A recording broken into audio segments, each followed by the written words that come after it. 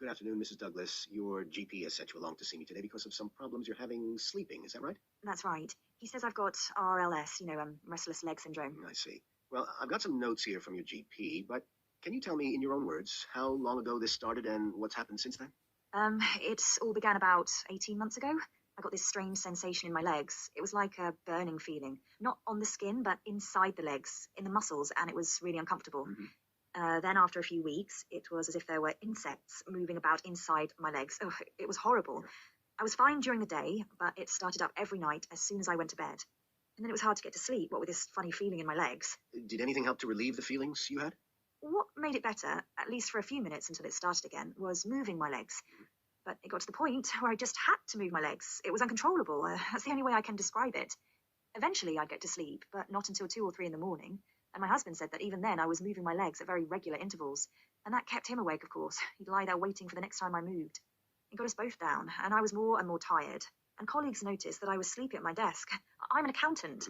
One day I even nodded off in a meeting. Someone had to nudge me to wake me up. It was very embarrassing. So eventually I just had to go to the GP, who said it was RSL. Right. And did your GP give you any advice on what to do? Well, he said to try to keep cool at night and use light cotton sheets rather than heavy blankets or a duvet. I'm not sure that's made much difference, though, because I certainly can't sleep if I get cold. The other thing he mentioned was doing some massage. I mean, I do it myself, and it does help to reduce the feelings. I do that before I go to bed each evening. But I can't do it whilst I'm asleep. Oh, and I've been relying more and more on black coffee and energy drinks during the day to help me stay awake. And he said to cut back on anything containing caffeine if I wanted to get a good night's rest. But then he also did a blood test for iron deficiency, because he was talking about putting on tablets for that.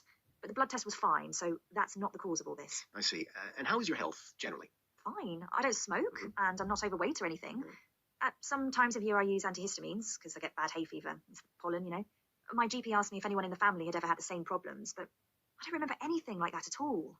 Although I mentioned that my father had type 2 diabetes, and he did say that there's sometimes a link there, but he checked, and I'm not diabetic. So what are you hoping that I can do for you?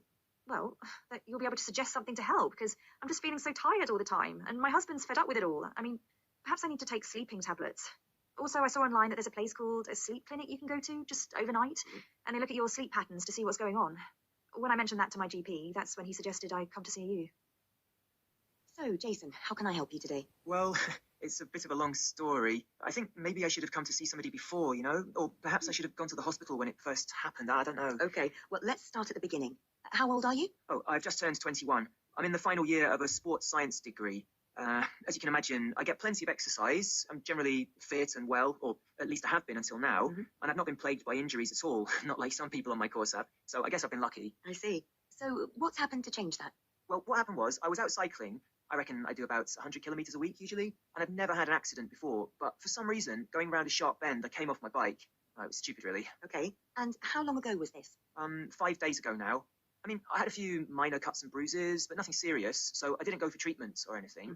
Fortunately, I had my helmet on because I did bang my head quite badly. But I felt all right at the time, so didn't think much of it. I was a bit shaken up, yes, but the bike was all right, so I rode home and had an early night. And you slept okay? Oh yeah, I was fine. Only thing was, I woke up with a migraine. Now that didn't worry me particularly because I do get them occasionally, so I didn't immediately make any connection with the accident. I just took my normal medication, and as the day progressed, it wore off. And since then? Well, I've had no more pain. It's just that I've not been feeling my normal self, really. Like when I was at the gym, I started to get these dizzy spells. Like the room would start spinning suddenly, and I'd have to rest up.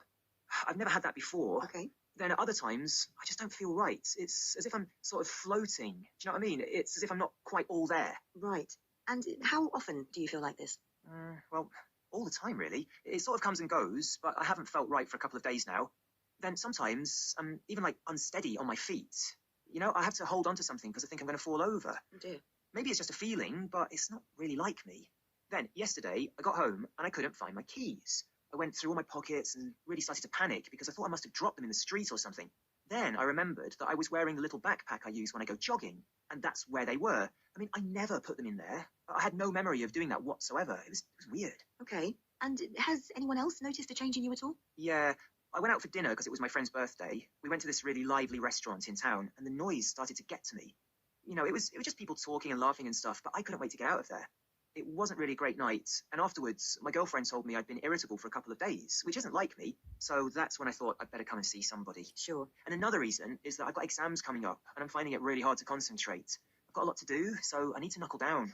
And is there anything else worrying you? Anything else on your mind?